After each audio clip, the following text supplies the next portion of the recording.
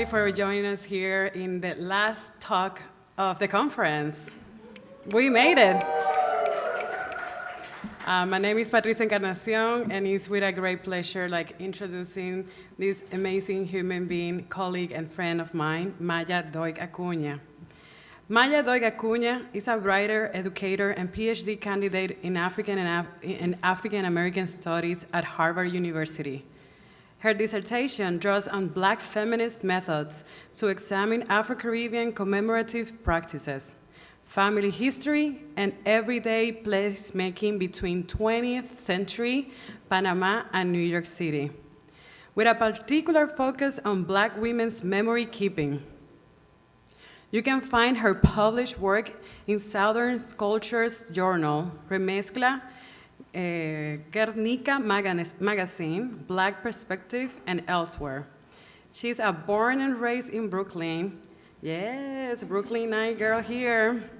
Though currently lives at Boston area.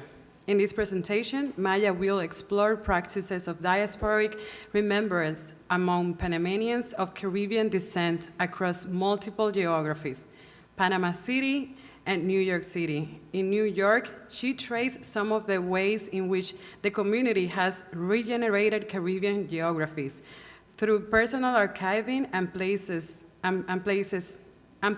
these intimate practices of memorization in conversation with the cultural preservation work of La Sociedad de Amigos del Museo Afro-Antillano de Panamá, SAMAP, in their annual Conozca su Canal programming. Well, welcome to the stage, Maya.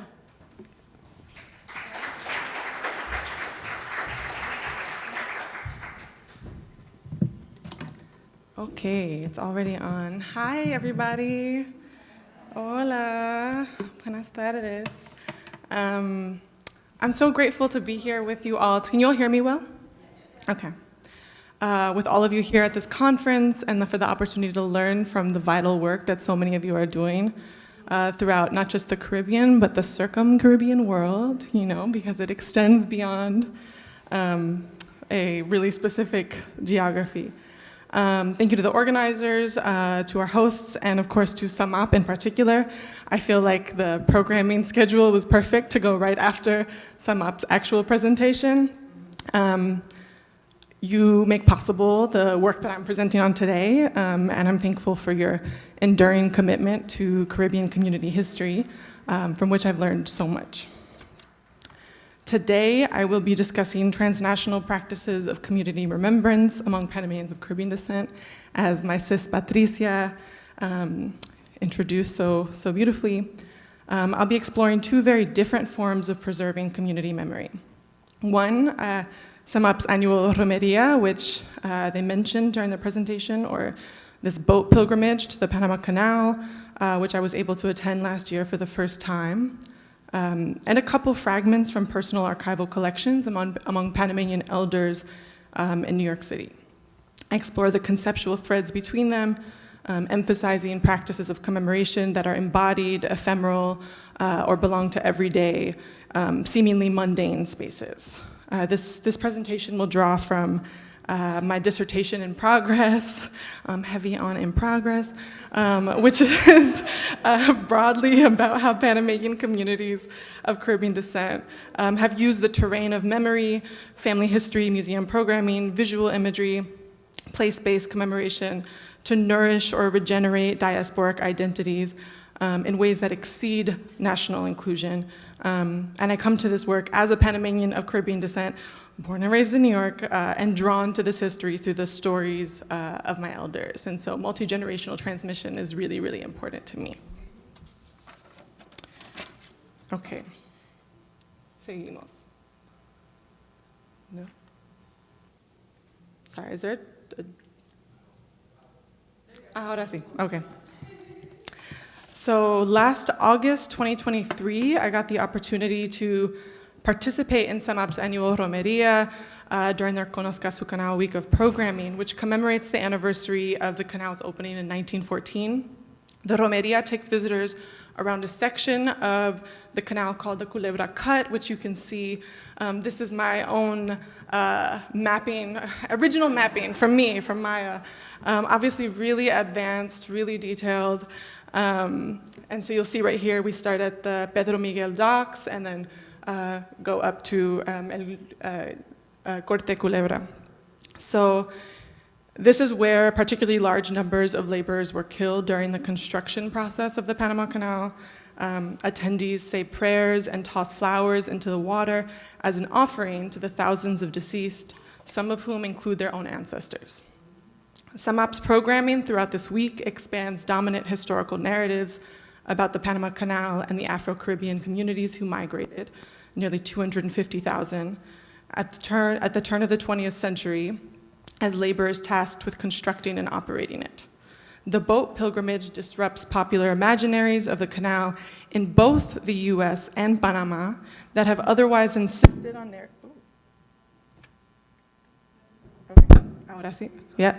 That have otherwise insisted on narratives of national triumph and technological marvel.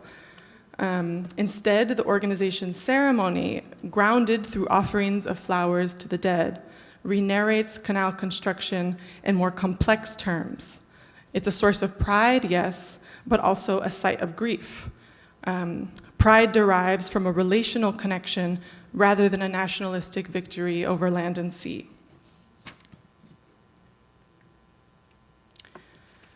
So even in its titular framing, Conozca su canal, or in English, Get to Know Your Canal, SAMAP directly addresses a public of mostly other Afro-Caribbean descendants and encourages a sense of community ownership with the canal. It is not Panama that modifies canal in this title, but yours. The title is in itself part of SAMAP's public history intervention, asserting Afro-Caribbean belonging within, using US indigenous historian Christine DeLucha's language, the memoryscape of the Panama Canal. SAMAP has been leading the Romeria for 40 years now, beginning in 1984. I think that's correct. Now that I have people here who can be like, nah, it wasn't that. The photo above shows a pamphlet advertising Conozca su Canal programming in 1988. This particular day last year, a Thursday as always, was hot. Although the day had begun with heavy clouds typical of Panama's rainy season, the sun had started to claw its way through, and by the time we boarded the 3 boats, it sat heavy on our shoulders. There's a particular racialized history of loss here that guides this collective memory, which many of you may already be familiar with, and some of you not so much. When construction of the canal ended in 1914, the Isthmian Canal Commission estimated the death toll at 5,609 lives lost. This estimate is now widely considered inaccurate, and yet it nevertheless gestured toward the disproportionate deaths of Black workers. Even in this low figure, Afro-Caribbeans represented 80% of losses. And yet the actual number of deaths of Afro-Caribbeans during the US Panama Canal construction years, not counting the years of French construction, was likely closer to 15,000. In the photo above, you can see a photo of the Culebra Cut during excavation. Mudslides and industrial accidents, including dynamite explosions, contributed to the death rate. Where the US government may have described the deadly conditions under which migrant workers labored as primarily environmental, a problem of the tropics, of unarrived modernity, as other scholars have shown, Afro-Caribbeans instead made sense of these conditions as a problem of imperial labor. They denaturalized an environment of extraction and mass death where Black people bore most of the cost. Even without explicit language making these arguments, I believe SAMAP continues this work of revisionist history.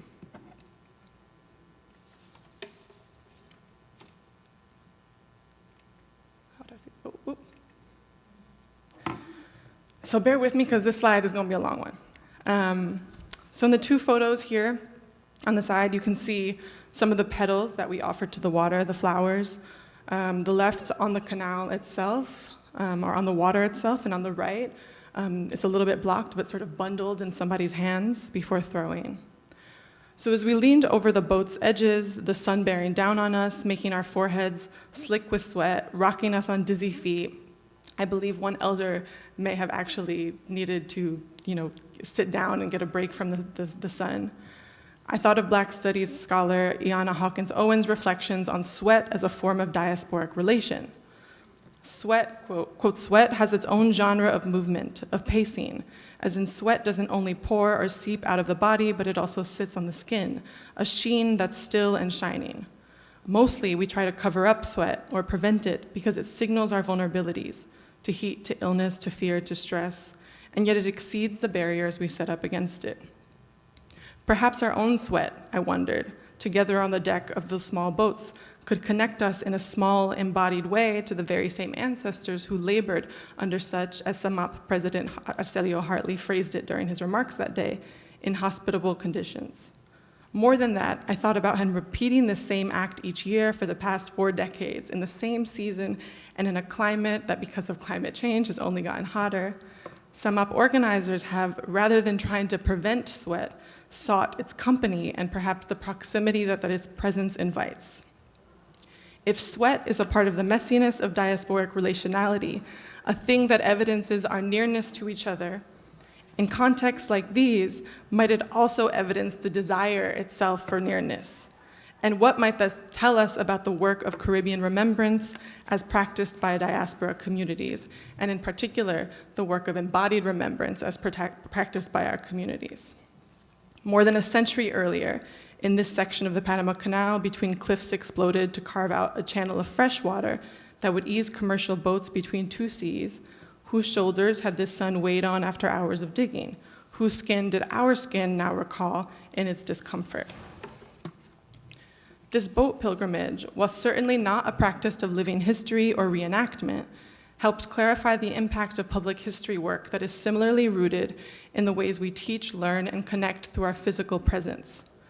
Not a monument, not the brick and mortar exhibition space of El Museo Afro-Antillano itself, but a repeated visitation to a waterway that one's ancestors' labor made possible. With each trip around the Culebra Cut, every quote-unquote get to know your canal week in English, what do descendants in fact get to know? It is not only an accrual of historical knowledge about the Panama Canal's construction and operation, but an embodied knowledge accreted through repeated passages on the same groove of waterway. Knowing here becomes familiarity, with an emphasis on that word's call to kinship, a material and shared process of recognition between visitors, landscape, and ancestors.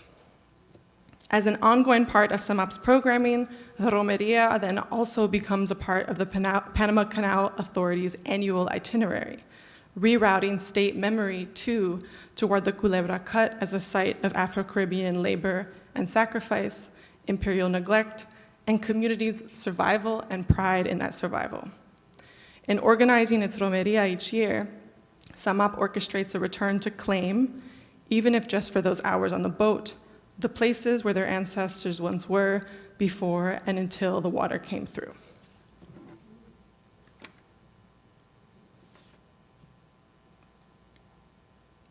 Casi. So I want to switch gears now, and I hope it's not too abrupt. I want to redirect us to a different place and genre of remembrance altogether, to New York and to a perhaps more intimate practice.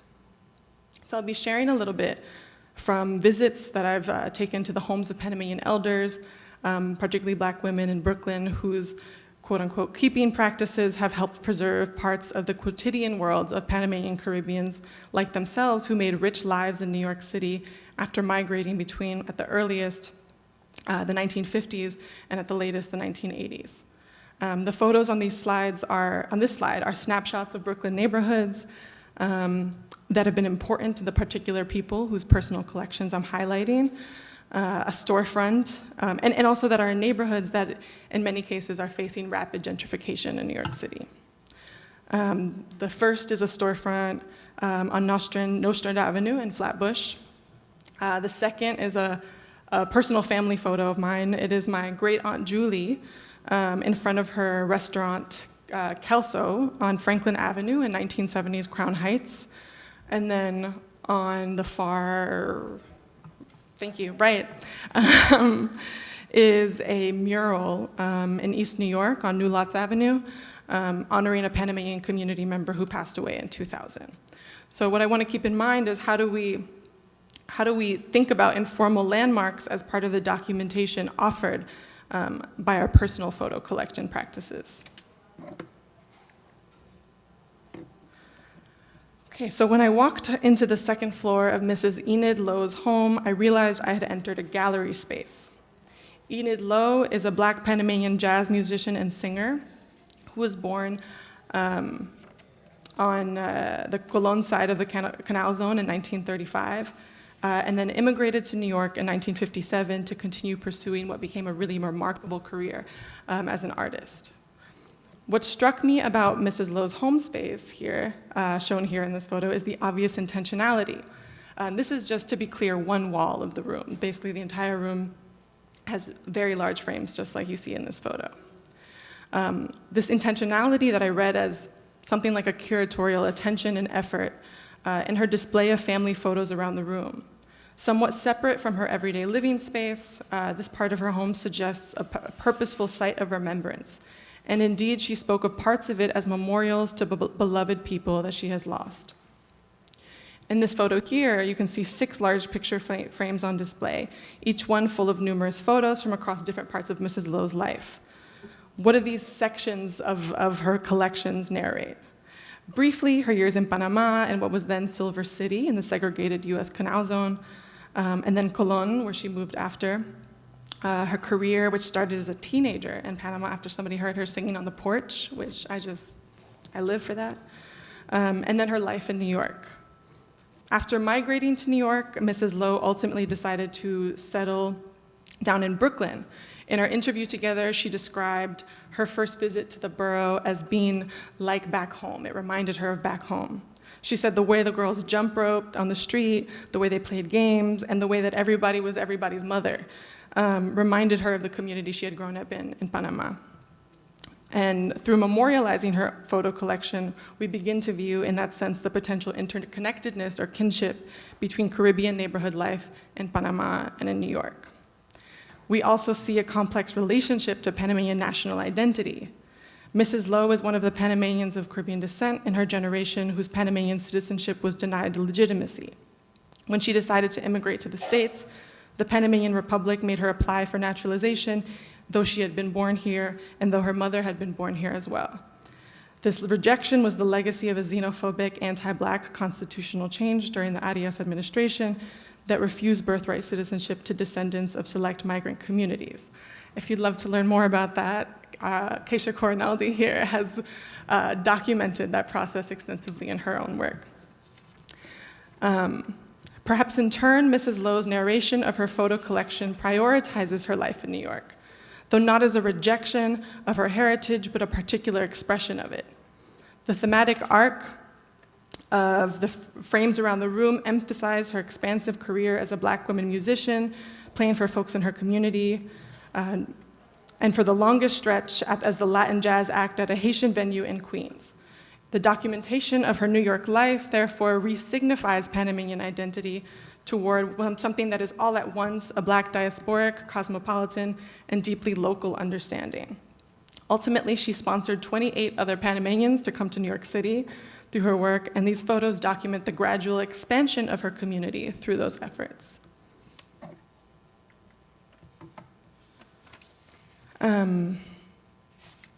So this is switching gears really briefly, and in the interest of time, I'll hurry through these last ones. But this is at Miss Gertrude Shirley's home in Flatbush, New York, where similar narratives of migration and Brooklyn community survival live on in the albums that she has gathered, saved, and even decorated over years. Born in La Boca in 1933, and also in the Canal Zone, Miss Gertrude was one of my grandmother's best friends. And in the years since my grandmother's passing, she's become an important interlocutor in my work. Here we see a photo of her on the right, not too long after she migrated in '61. And here she is in her telling, photographed on the street by another Panamanian in the neighborhood while she was on her way to a wedding. They stopped her, she told me, quote, to say how gorgeous I looked. Miss Gertrude's primary album she keeps out in the dining area, where it is readily accessible. When we consider the materiality of the album itself. One more time. This is it on the right here. What do we see? It's protected by a light blue satin cover with a beaded border. The border she stitched herself. Its brightness, the way that it takes up space, it's giant, it's really big. Signals, again, a carefully rendered labor of cultural preservation. How does she talk about these albums? What history do they tell? Her own moving through life in Brooklyn and in New York as a single mother and Black immigrant, a story not unlike many in her generational cohort. Her first years in New York, like many Caribbean women, she worked as a domestic worker in the homes of white families before later going back to school. Much of the photographs in her collection in these earlier years in Brooklyn that you can kind of see here, some of them are kind of after church pictures, some of them I think are Easter pictures. They showcase not immediate family members, but a growing community of other Black Panamanian women turned into kin through their support of one another as they adapted to a new city. Often like Miss Gertrude, working to bring their children to the States from Panama. Finally, I want to share these selected photos from my grandmother's own personal archives in Brooklyn. My grandmother, Mercedes Mart, passed away in 2017, but left behind a few boxes of important photos, documents, and cards. Taken together, they demonstrate a careful practice of protecting and organizing over years. Like the others, they also provide glimpses into the world of Panamanian Caribbean community in New York City from the 1980s onward. The photo at the far right I want to highlight, which is from one of her passports, which she kept all of her passports. And it's a whole bunch of stamps from like 6 years, 5 years maybe, and they're all between entering Panama and New York City. And what that tells us is, again, this continued circulation of people in the community between Panama and New York. Immigration didn't necessarily mean static presence, right? There continued to be this transnational circulation between these places. Photos of her here at her sister's restaurant, Kelso. There was the earlier picture of my great aunt. So my grandma would often work there too, and it was an important gathering place for the community, and at times a space of reunion for newer immigrants. And in the middle, I have 2 funeral programs, and she also had a number of graduation programs as well. This was her cousin and her brother-in-law. Loss and celebration over the years, but they also tell us a little bit about the local institutions which with folks were affiliated in Brooklyn, the funeral homes that everybody went to, the people who were shouted out in the programs themselves. So through these ephemera, my great-grandmother's archive traces in fragmented parts a network of kinship within the Panamanian community in Brooklyn. These are intimate archives that open windows into who and what my grandmother cherished and how she narrated the relations of her world. What threads together all of these different forms of memory keeping, I see in all of these practices a pursuit of proximity. In using the word proximity, I emphasize the role of place in building kinship, biological and chosen. I call attention to the centrality of migrations and Panamanian community memory, as well as the ongoing transnational life of it. In their pursuit of that kinship, Panamanian Caribbean communities have often shifted Panamanian identity itself toward landmarks that are based not in national borders, but in Afro-Caribbean and Black diasporic vernacular knowledge. Taken together, these divergent ways of memorializing the past help us understand how Caribbean public history takes form in ephemeral, embodied, and even in decidedly non-public expressions. Thank you.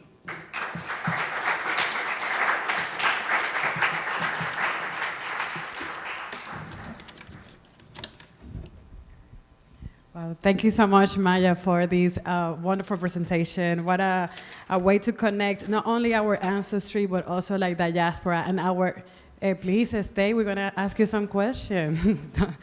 Not connecting only like our ancestry, but also like how diasporic communities create memory and create connections with our homeland and maintaining that ancestry even beyond our borders. Well, anybody have questions, comments for Maya? Yes.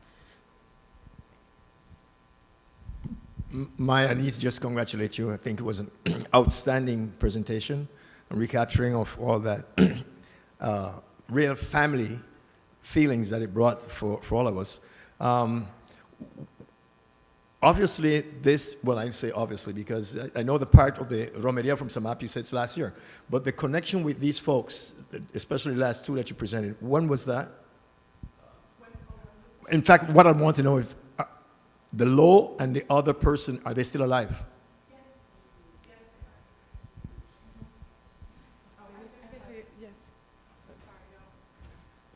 You can take it off if you want to see them. It's okay. Sorry, I was obviously eager to say it. Yes, both Enid Lo and Gertrude Shirley are still alive. Enid Lo is 89, and Gertrude is, I believe, 92 now. And they are both like really vibrant people with a lot to tell, a lot of stories to tell, and just like incredible knowledge about community history. Yeah.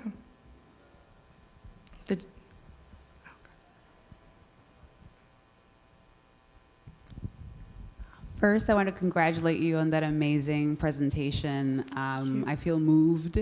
I also feel like I know the women that you were right at sort of presenting on. My question has a little bit to do with the conflicting emotions that you hinted at regarding how they felt regarding Panama. Mm-hmm. Right? That, you know, for example, having to naturalize, right, to a country where you were born. So in which way did you see sort of the images, some of the collections that you were putting together, navigating through that, right? Like, what did it mean to be Panamanian in Brooklyn, considering all that had happened prior to that? Thank you for that question. I think that's what I was sort of trying to see where it showed up. I mean, I think it's different for different people. So sometimes, like the way that Mrs. Lo, you know, spoke fairly directly actually about her feelings, where I think she understood herself as definitely being, you know, Panameña, but in a way that was almost distant from whatever kind of like the Panamanian state was up to going forward. And so in some ways it was like to be Panamanian was like to be from New York and from these particular neighborhoods, right?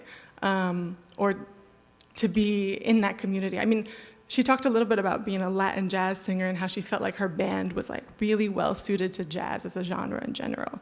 Because she was like, well, you know, as Panamanians, especially of Caribbean descent, we're already at the intersections of like so many different communities.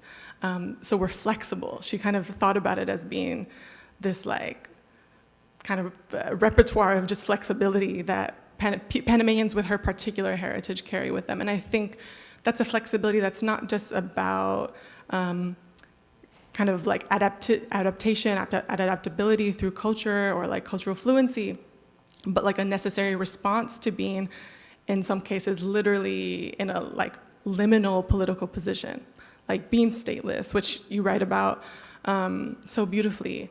And so I think the ways that shows up are, you know, in Mrs. Lo's collection, there's this huge just emphasis on New York and on like her years at the Haitian restaurant performing there and how everybody from everywhere was there. At Miss Gertrude's home, there's also still like little dolls with polleras, and there's a lot more of those kinds of like that cultural ephemera that references Panama in maybe a little bit more typical or dominant kind of ways. But that's also mixed in with like this other kinds of visual references that are about being Black in general more broadly, right? Or like, so there's this understanding that's kind of not tethered to like the nation state in interesting ways, and I think it shows up in like the kinds of objects people keep, and in the ways they talk about the photos and the years that those photos kind of contain. Thank you. Anybody? We have time for one last question. No? Well, thank you, everybody. Thank you so much. Yes. Gracias. Thank you, Mac.